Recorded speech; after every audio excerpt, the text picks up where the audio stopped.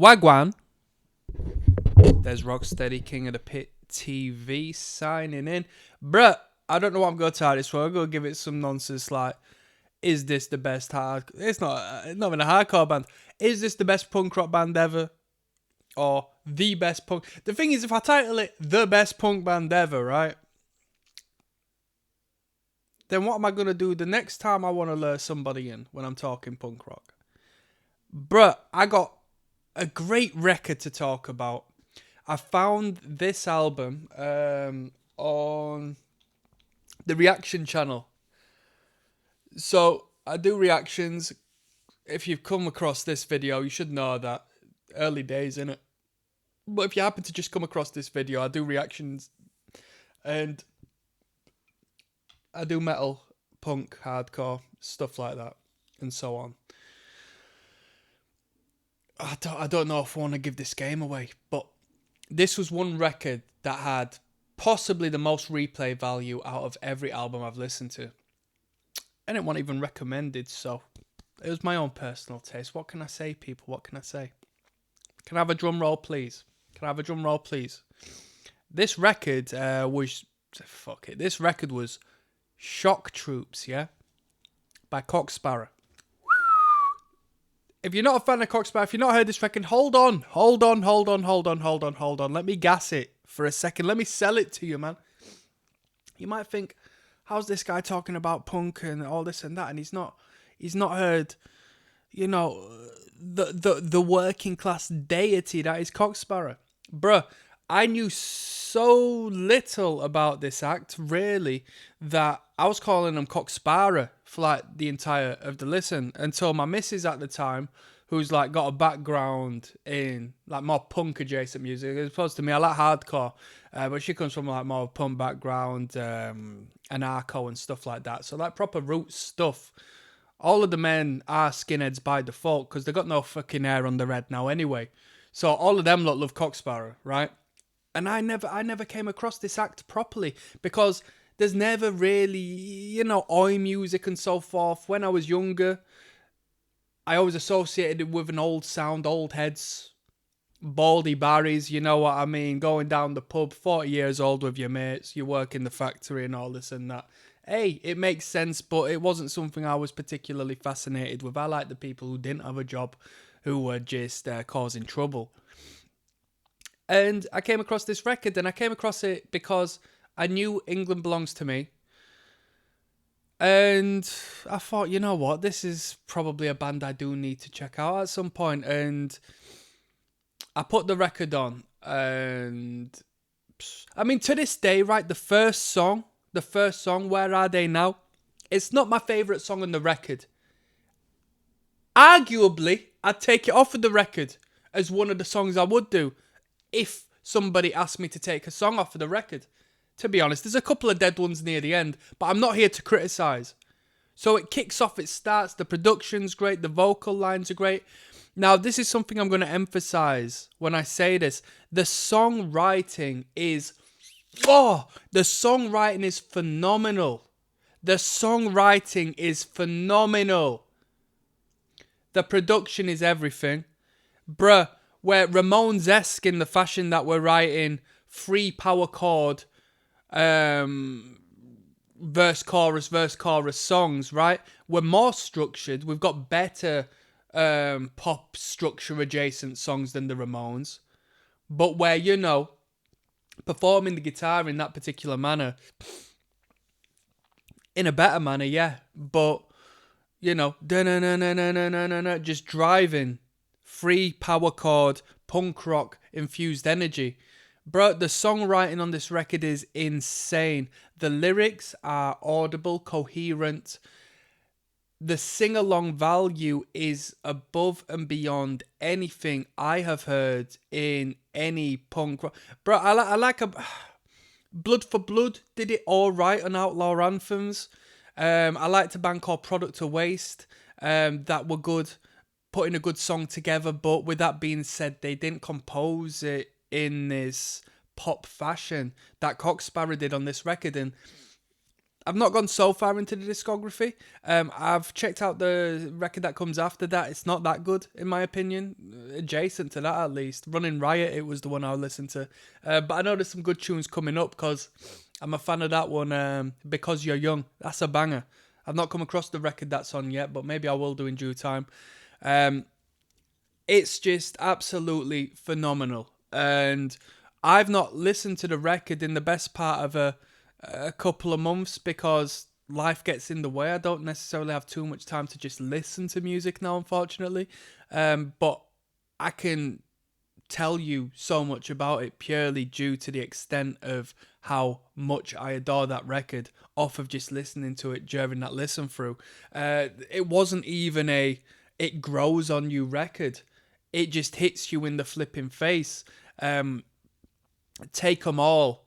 The first time you hear that chorus, the emphasis on the vocal line and the hook and the melody is incredible. I think it's track number 3, Working. I've been working all flipping day for my mate on the side, running around like a blue-ass fly. Bruh, it's like this was a record written decades back. People are still doing this. The grafters are still doing this. Cash in hand, go sign on, get a couple of quid from the government. I don't do that, but people are doing this. The lyrical content is ageless, timeless. It is so real yet so marketable, right? It's not so niched down that you can only touch 1 or 2 people. Bruh, if you don't understand the concept of signing on and doing a couple of jobs for your mate for a couple of quid, doing a bit of labouring and whatnot, right? If you don't get that, it doesn't matter because it's still a quality tune. It's still jam-packed full of energy. The energy is off the flipping charts. The drummer drives it. The guitar work is tight as hell. The guitar solos aren't solos. They're sing-along chorus sections in themselves. Do you know, when you can sing along to a guitar solo, that's so much more talented from a writing standpoint, from a technical standpoint, than some metalhead who shreds and wanks his guitar off and has spent 19 hours a day in his bedroom learning how to do that. No one cares. But when the people are gassed up, they've had a few beers and they're singing along to a guitar solo because they know it note for note, even though they haven't touched an instrument in their lives, that is phenomenal writing, phenomenal musicianship, phenomenal technicality in its own way. Cock Sparrow's running game on this record. Let me look at the track list. Because after working, we got another banger. I'm telling you. Let me just get my Spotify. It's loading up for a second. Oh my God. It's absolutely incredible. Absolutely incredible. People talk about Nevermind the Bollocks and all of that. It's full of so much filler. But this record is not. Like I said, a couple of tunes at the end I'd probably take off. But it's absolutely phenomenal. Alright, cool. So, Take 'Em All was track number 4. Whereas track number 2 was Riot Squad. This is like the Michael Jackson Thriller of punk rock records. It's banger after banger after banger. It's banger after banger after banger. And if you've not seen it and you're a Cock Sparrow head, or if you're someone who's just listening to this and you're fascinated and want to see the real deal, it's beyond an old head band. I would recommend you search any footage of them performing in England in this day and age, 50 years on, and you'll see the energy and the atmosphere and the people engaging with this band. But there's a great set of them at CBGB's in New York after, I don't know when it was recorded. You tell me, 2000s, I think. And it's incredible footage. It shows the reality of the idea that they are actually a roots band and they have not sold out, given they very easily could have done so with the songwriting capabilities, but they've kept it true and real. And in my opinion, Saying that, this could quite possibly be the most underrated band of all time. Right? How come I've not been force-fed this band, even though they are supposedly the pioneers of a whole realm of punk rock adjacent music? Why have I not been force-fed it like the Sex Pistols? Do you see? They have not touched any element of selling out whatsoever. We're coming back, track number 5, Powerful Number. We're coming back to you. You and your boys. Arms around each other singing the hooligan melodies. It's the Michael Jackson Thriller of punk rock records. It is. You tell me a better punk rock record, and I'm not saying one that you favour. I'm saying you tell me a better structured, a more melodic, a more engaging, a more... It's incredible. Watch Your Back is track number 6. I don't think too much to that one. Some people like that one. A politically driven number.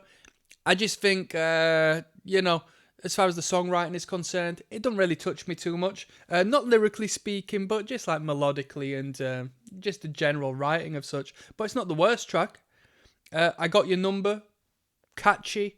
Put it in the same realms as Watch Your Back. I think they definitely put the high octane material at the start. But with that being said, let's bypass a couple here and go straight to this. Out on an Island. Now that is an emotional number. We do a little bit of a singer-songwriter-esque approach to this one. Slower tempo, slower development. Great lyricism. The rhyming schemes are incredible. The fact that you know the scheme as it's coming up, prior to you even knowing the lyrical content. Everybody thinks to be a good musician, you have to blag the heads of people and all of this. No one wants to feel dumb whilst they're watching a performance. Nobody wants to feel stupid.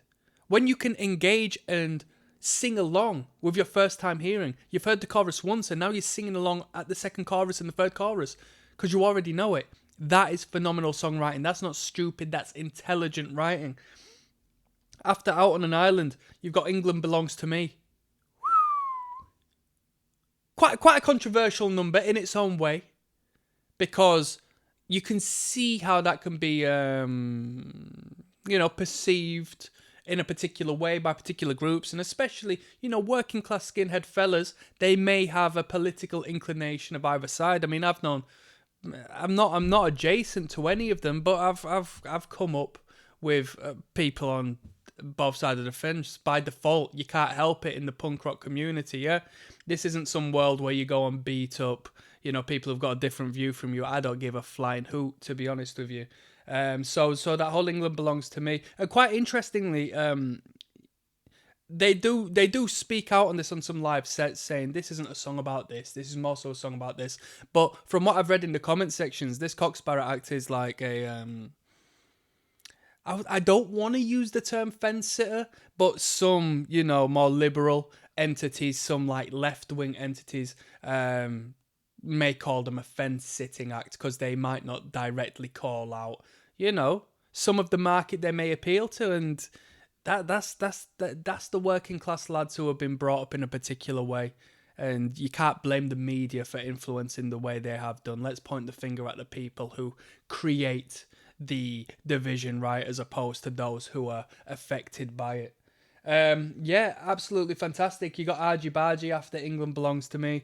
Yeah, absolutely fantastic. It's a 13-song record, 37 minutes, and it has the replay value of anything I've ever heard in my entire life. Absolutely brilliant, absolutely brilliant. If you like a drink, you'll love it. If you like a sing-along, you'll love it. Is it the best punk rock album of all time? You tell me, people. I'm signing out. Peace.